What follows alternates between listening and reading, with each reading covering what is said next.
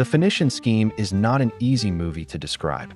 On the surface, it's a 1950s political drama about an arms dealer trying to save his empire. But underneath, it's a story about sin, guilt, and redemption.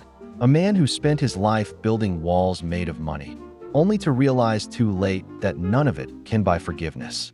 Anatole Zsa-Zsa Korda isn't just a businessman. He's a symbol of greed and moral decay. When he survives an assassination attempt and sees the afterlife, we get a glimpse of what truly haunts him: judgment. The divine court he faces isn't just a religious image. It's the film's way of asking, what happens when the soul of a man built on corruption is finally put on trial? From this point on, the movie becomes a journey, part moral reckoning, part family drama, and part tragic comedy. Korda is the kind of man who believes everything can be fixed with money. He controls governments, manipulates people, and treats human lives like currency. But for all his power, there's one person he can't control: his daughter, Sister Liesl.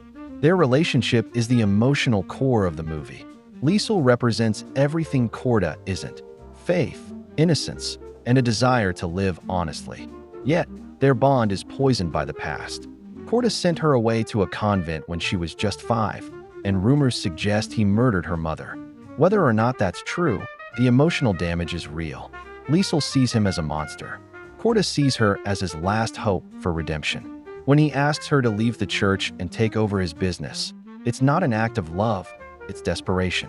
He wants her to inherit his empire so he can die knowing his legacy continues. But what he doesn't realize is that his empire is the very thing that destroyed their family. The movie's title, The Phoenician Scheme, refers to Korda's massive project to rebuild the fictional country of Phoenicia using slave labor. It's an empire-sized metaphor for greed, building something grand on the backs of the powerless. Every deal Korda makes is soaked in deceit. He lies to investors, blackmails friends, and threatens rivals. Each scene reveals another layer of his corruption, and yet, we can't help but be drawn to him. He's charismatic, confident, and almost proud of his evil. It's like watching a man negotiate with the devil, except the devil might actually be himself. The governments trying to stop him represent morality and justice. But even they aren't perfect. They use spies and manipulation to bring him down. The film suggests that everyone in this world is corrupted by the same system of money and power. Korda just happens to be its most honest liar. Then comes Bjørn, a quiet, kind-hearted entomologist who works as Korda's assistant. At first, he seems like a background character, but as the story unfolds, we learn he's actually a spy working for the government agent Excalibur. But like Liesl, he's caught between duty and love. He falls for her, and that love forces him to switch sides. The triangle between Korda, Liesl, and Bjørn is symbolic. Korda represents corruption, Liesl represents morality, and Bjørn is the bridge between both worlds. Through him, the movie explores how love can exist even in the middle of lies, war, and betrayal. When Bjørn's secret is exposed, Korda doesn't punish him. Instead, he forgives him. For the first time, we see a glimpse of the man Korda could have been, a man capable of grace. As the film goes on, Korda's guilt begins to surface. When he meets Liesl's mother in the afterlife, we finally learn the truth. He isn't Liesl's real father. Everything he's built his redemption on collapses. He spent his life chasing the idea of being a father, but it was all built on a lie. He confesses his darkest secret, that his jealousy and manipulation caused the death of Liesl's mother. It's a devastating moment, not just because of what he did, but because he realizes it too late. All the power in the world couldn't bring her back. For Liesl, this is the breaking point.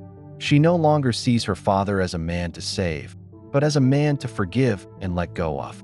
Yet she still helps him, not out of love, but out of duty, to bring justice to Nubar, the man who actually killed her mother.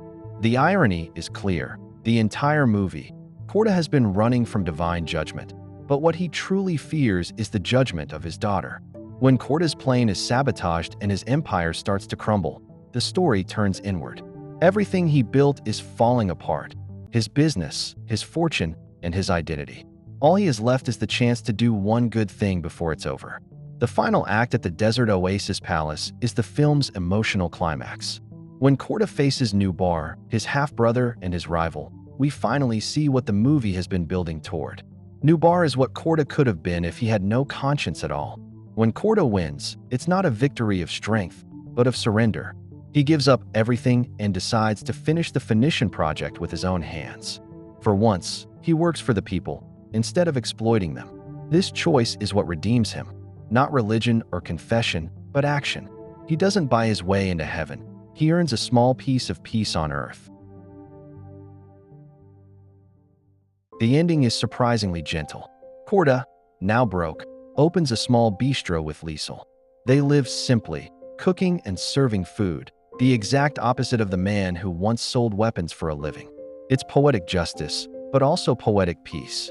Hilda, his cousin and short-lived wife, annuls their marriage and returns his ring, which he passes on to Bjørn, who proposes to Liesl. It's symbolic. The ring that once represented greed now represents love, and it's the one inheritance worth keeping. The final scene, Korda and Liesl playing cards together, is quiet, almost mundane. But in that silence, we feel the weight of everything they've been through. Two people who finally learned that forgiveness doesn't erase the past, it just makes it livable.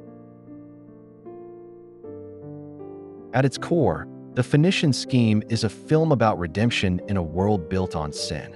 It shows us that wealth, power, and ambition mean nothing when the soul is empty. Korda's journey isn't about success. It's about learning to lose gracefully. The divine court from the beginning of the film never gives him an answer. We never see if he's forgiven by heaven. But that's the point. The real judgment comes from the people we've hurt, the people we've loved, and the people we leave behind. By the end, Korda has nothing. No empire, no fortune, and no followers. But for the first time, he has peace. And maybe that's the only kind of heaven a man like him could ever reach.